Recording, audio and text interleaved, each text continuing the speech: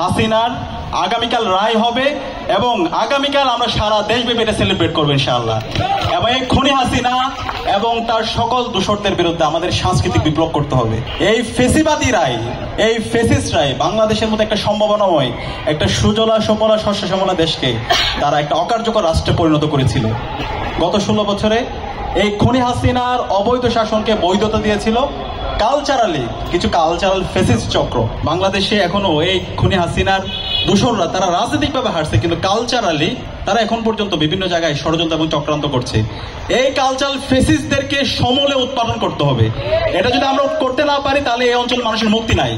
বাংলাদেশে যদি আবার কখনো সংকট তৈরি হয় সেটা এই কালচারাল ফেসিস্টরাই করবে। সুতরাং এই খুনি হাসিনাকে যারা 16 বছর তার গুম খুন আয়নাগরকে টিকিয়ে রাখতে যারা সহযোগিতা করেছে, যারা ফেসিস্ট হতে তাকে সহযোগিতা করেছে, তাদের এই বাংলাদেশে আর কোনো স্থান হবে না।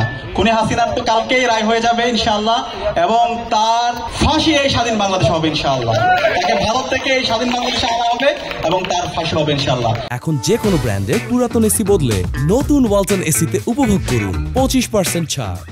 এবং তার সকল যে দূষররা আছে তারা গুপ্ত অবস্থায় থাকুক অথবা যারা একটু গর্ত থেকে বের হওয়ার চেষ্টা করতেছে, সবার বিচার এই বাংলাদেশে হবে।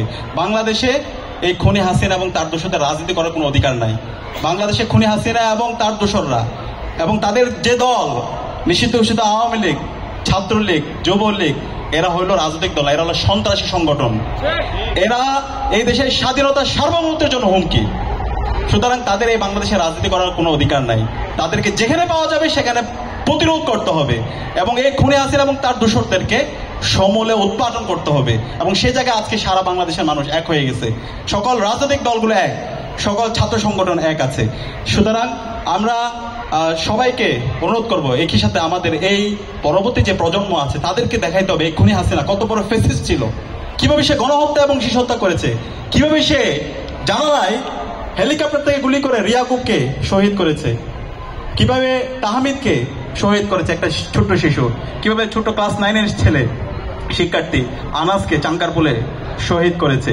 এভাবে এই সকল গল্পগুলো আমাদের শিল্প সংস্কৃতি চর্চার মাধ্যমে আমাদের পরবর্তী প্রজন্মের কাছে আমাদের নিয়ে আসা দরকার।